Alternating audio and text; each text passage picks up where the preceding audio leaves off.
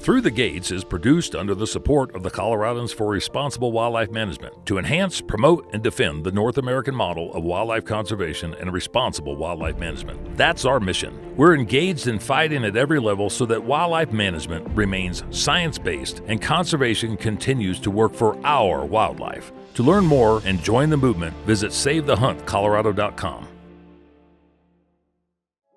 If you want to support a company that supported the efforts to defeat Proposition 127, then you need to support Davis Tent.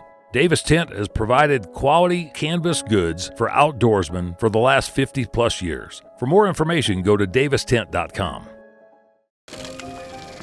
The North American model of wildlife conservation is the greatest conservation model in the world. It's a success story that should be shared and celebrated because everybody is a part of it. Well, here's another edition of Through the Gates to save the hunt. Couldn't get much done outside today, so I needed to fill it in and have Sean get this stuff ready for this week. The gnats are bad. The wind is blowing. It's about 98 degrees, and it's not very comfortable to do anything outside, so I figured after listening to my editor and producers chewing my ass about I needed to get something together, I figured I better sit down and do it.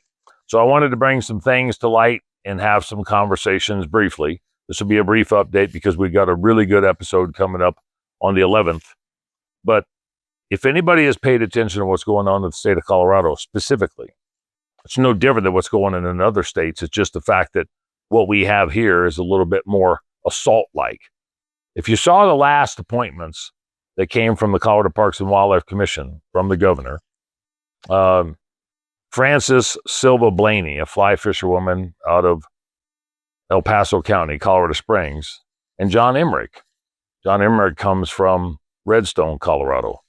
And while I welcome them both aboard, I'm hopeful that they would step on board of the commission and look at things from a holistic and organic approach of maybe trying to do the right thing when it comes to the things that we are having to deal with in the state of Colorado.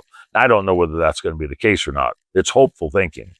Mr. Emmerich, as much as I would hope that he would come in with a somewhat of an open mind, turns out to be either the spouse or maybe the better half, or maybe that's the worst half of Delia Malone. And Delia Malone is with the Sierra Club here in the state of Colorado.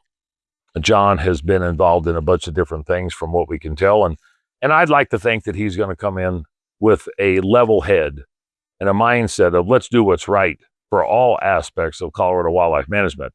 But if he comes in with an agenda, obviously the sportsman and women community and the ag community is going to have a problem trying to figure out a way to work with him.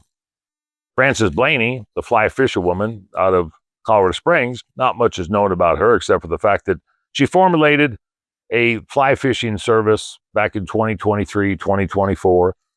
What's interesting, though, is nobody in our circles, not that we know every sportsman and woman in the state of Colorado, but nobody in our circles actually knew about this particular commission appointment.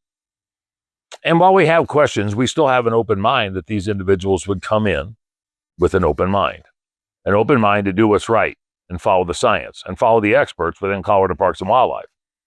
Follow the experts not based upon what they want, but follow the experts based upon what is necessary to sustain 961 species of wildlife, including all fur-bearing species, all game species, and all the other species that Colorado Parks and Wildlife has under their control and purview and has to manage. But they manage it with sportsman dollars. Taking into consideration where these people come from, we can look at it with an open eye, but we'll see. Time will tell. Probably, maybe July 17th and 18th here as we move into the next commission meeting. Maybe it won't happen until August. Maybe it won't happen until November. Maybe it won't happen until after they're confirmed next year. If the Senate Ag Committee gives a favorable recommendation and the whole Senate would vote on these particular appointments. One thing of interest, though, as Governor Polis's time is up, coming up in November to 26 with 2 final months of December and essentially into the first week of January of 27, there's going to be a lot of attempts and a lot of changes to be made to make sure that they continually attempt to try to stack the deck. Stack the deck for what they want to accomplish. And what they want to accomplish, we haven't really determined yet, but we could hypothesize. We could guess. I'm currently sitting on the fur bearer working group with a plethora of other individuals. But the stakeholders that are on our side, I say the consumptive use side, the ag side, and then there's stakeholders on the other side that they would prefer not to have any harvest whatsoever. Whether there's restrictions or prohibitions, they would prefer not to have any harvest in any way, shape, or form of the 17 fur bearers in the state of Colorado. One thing of interest, though, is that there's 17 species. Beavers are a major component of the fur bearer management classifications. But now there's a beaver management working group with an upwards of 60 or 80 different people that are going to be involved in that from a stakeholder process. We start that, and I was selected to sit on that, but we start that on August 5th. The second meeting that we have for the fur bearer group is on August 1st. But we're not supposed to talk about beavers on the fur bearer group, but we are supposed to talk about beavers because of the beaver management plan on the August 5th beaver management plan group. Now, I don't know how any of this stuff is going to play out, but I can tell you that some of the people that are sitting at the table on the non-consumptive side, one is Delia Malone, and she is the better half or the worst half or the spouse or whatever you might call her of John Emmerich, the new commissioner that was selected out of Redstone. How some of that stuff plays out, we're not sure. What we can tell you is that sportsmen and women in the agriculture community is going to have to come together and lock arms and step up and make sure that we try to hold people's feet to the fire to do the right thing. Not do what we want, not do what they want, but do the right thing by the science and the science-based experts and the managing agency that for the most part on wolves has had their tongues tied and their hands cuffed to where they couldn't do the right thing because some people at a higher level select other individuals to make decisions on the behalf of wolves and all the other species. That might sound like that I'm trying to point fingers. I'm not pointing the middle finger. I'm not pointing the fist. I'm pointing the finger at the people to make the decisions. And if they think that they're going to be able to get away with doing what they want when it's not right, and science hasn't decided that it needs to be done, they have another thing coming. The sportsmen and women in the state of Colorado, along with 1,600,000 some odd voters, voted against restricting and prohibiting the harvest of mountain lions and bobcats last November under Proposition 127. Hundreds of thousands of people in the same group out of the city and county of Denver also voted against a fur ban that the Center for Biological Diversity, and I've discussed this in previous conversations, but the Center for Biological Diversity filed a petition to ban the sale of fur. Now that we're talking about raw fur, we're not talking about finished product because the commission has no authority on that. But the people voted last year, 57 to 43%, to not ban or restrict the sale of fur in the state of Colorado, or at least in the city and county of Denver, where they were voted on Ordinance 308. Now, Samantha Miller, who now works for the Center for Biological Diversity, used to work for Cats on Trophies. They have Julie Marshall, who is working for or with Cats Aren't Trophies. And if you saw one of our latest social posts, Julie Marshall actually calls the so-called experts with Colorado Parks and Wildlife corrupt wildlife managers. I don't believe they're corrupt. I believe their hands have been tied. I believe they've been told what to do when they know damn good and well that that's not the right thing to do. I believe that it came from way higher up, the governor and the first gentleman, and then trickles its way down to Executive Director Dan Gibbs. And then Director Jeff Davis is forced to make a decision. If it's the right decision, great. If it's the wrong decision, it's not on him, it's on above. But he's ultimately the final decision maker, or at least the messenger, the town crier, the puppet, whatever you might want to call it. We've gotten to a point, ladies and gentlemen, that the majority of our people in the state of Colorado aren't dumb about a lot of things. They're not smart and educated about a lot of things either. But they would hope and probably pay to make sure that we have what we have is doing the right thing for the wildlife, the natural resources, the habitat, and the landscape in the state of Colorado, the Centennial State.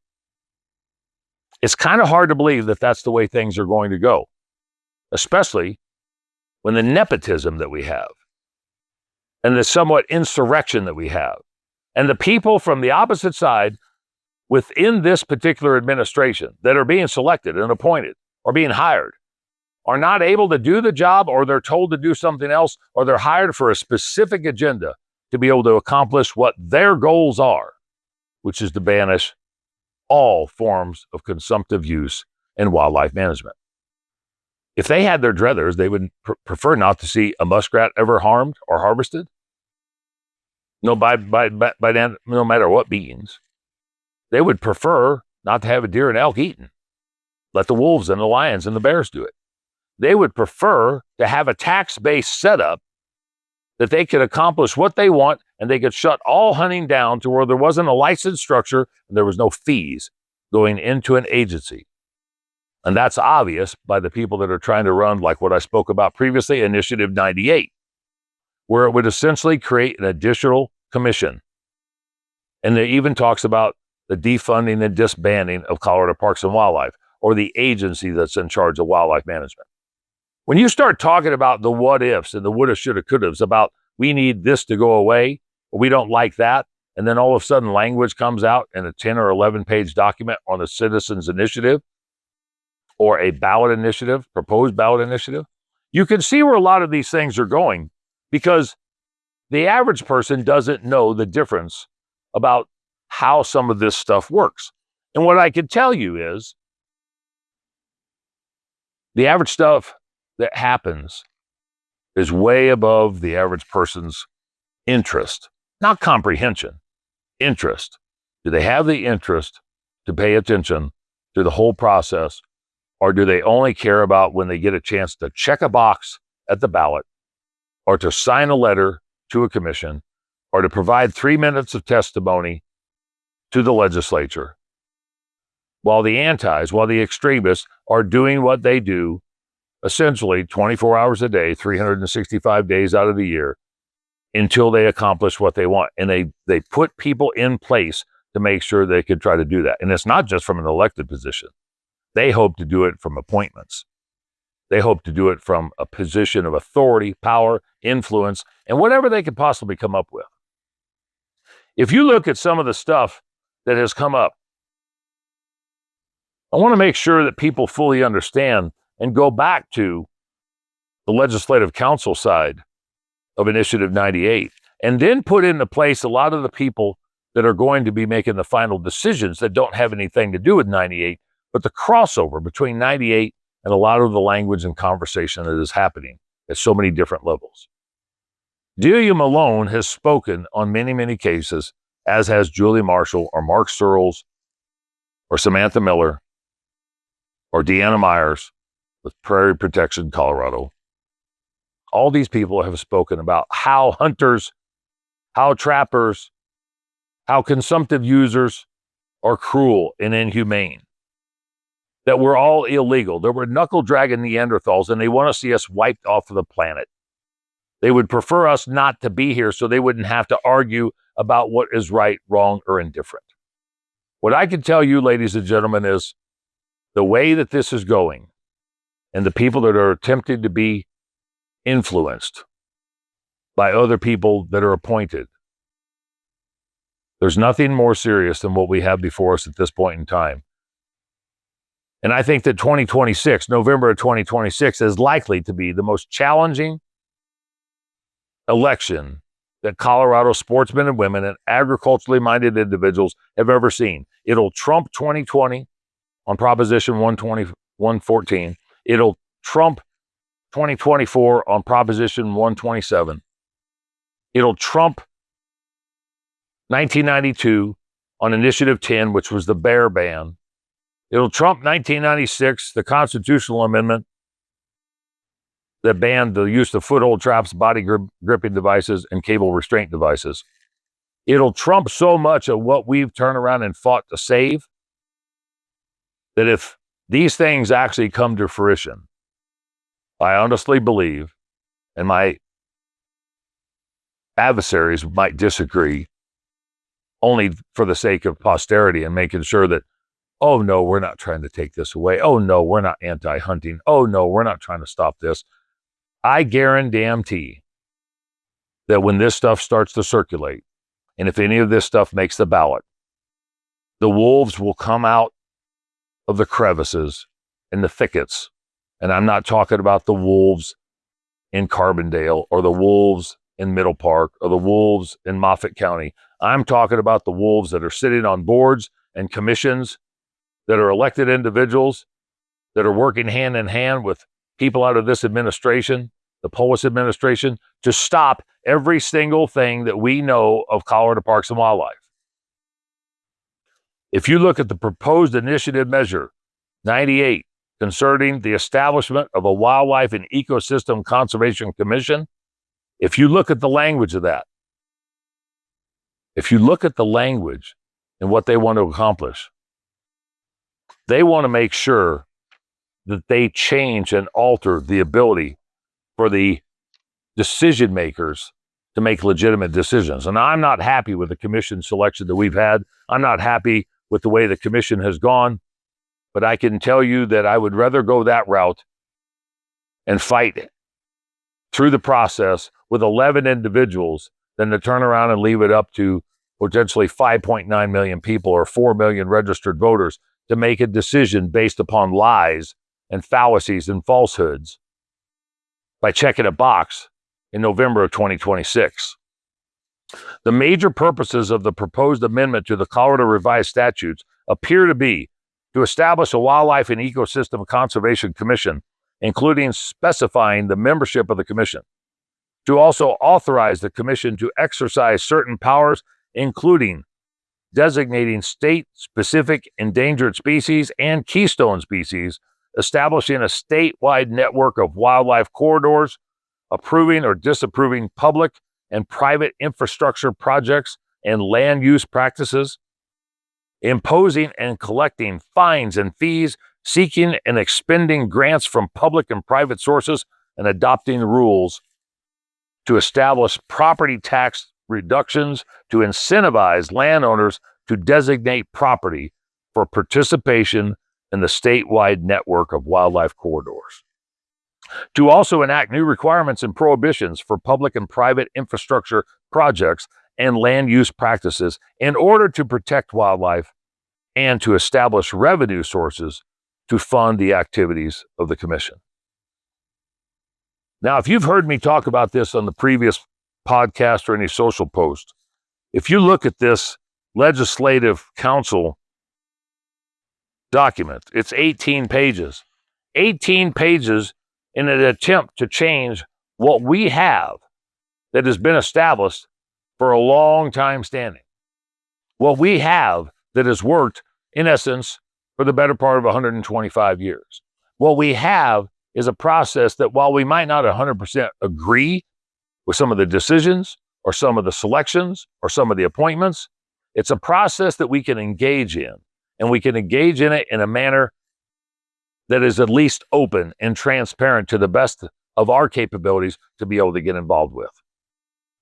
Do I like the system the way it's formulated? I think it could be better.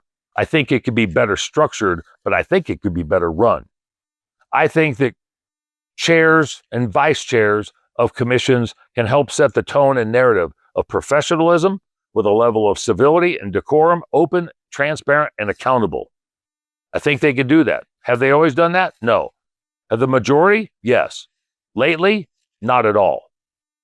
I think that goes in and feeds the fuel to the wolves that are sitting on the opposite end of the table, that are appointed, that are attempting to try to make these decisions at whatever level they possibly can, along with the support of the first gentleman and the governor of the state of Colorado. If you think that they're happy with what they have, ladies and gentlemen, do not be surprised that there's a hell of a lot more coming if we don't start to engage and start to act. If we don't get our crap together, if we don't stand up like we did on 127, or what we've done on the previous citizens petitions from 2019, 20, 21, or the legislative attempt with Senate Bill 31 in 2022, if we don't do that, and we lose between now and November of 2026 and at the election in 2026, if we don't do what we need to do, everything that we've beaten back over the course of the last 10 or 12 or 15 years will be a moot point. I encourage everybody to get engaged. Pay attention. Follow us. We're trying to kick out as much possible good information as we possibly can. We need your support. We need you to realize where your money is going when you turn around and donate or you contribute to what organization and to what entity or what event or what function. Make sure that you know that the people that are fighting for the state of Colorado are actually fighting for the state of Colorado. Just because they have an event doesn't mean that they're engaged. Just because they have an association doesn't mean that it stays here. The Colorado Wildlife Conservation Project is the largest organized alliance in the state of Colorado pertaining to hunting and fishing and trapping consumptive use philosophies under the North American model and science-based wildlife management. The Coloradans for Responsible Wildlife Management is on that coalition, on that alliance, and I sit as the vice chair. I can tell you that what we do collectively and individually is the best possible opportunity we have to sustain science-based management in the state of Colorado, to maintain hunting, fishing, and trapping practices under science in the state of Colorado, and to hopefully outlive this current administration to the point to where we at least get to bring things back to center in some capacity. Because if we can't bring it back to center, it's going to keep going downhill. You need to pay attention to who's running for governor next year. We know the Democratic side, we've got Senator Michael Bennet and Attorney General Phil Weiser. On the Republican side, we've got Greg Lopez, there's Scott Bottoms, Mark Baisley, Jason Mikesell. Mr. Mikesell is the sheriff out of Teller County. Are any of these guys going to be capable of reversing some of this stuff and bringing some science and bringing some logic and some realism and relevancy back into the office to where there could be some science-based wildlife management practices? Or are we going to continually let the snowball get bigger and go downhill? I know what I want to do. I want to make sure that we put up a fight. I want to make sure that we do what we need to do to maintain the integrity of an agency that at one time was the most respected game agency in the country. It's not that anymore. And it's not because of the agency itself. It's because of the undermining, agenda-driven mentality of this particular Polis administration.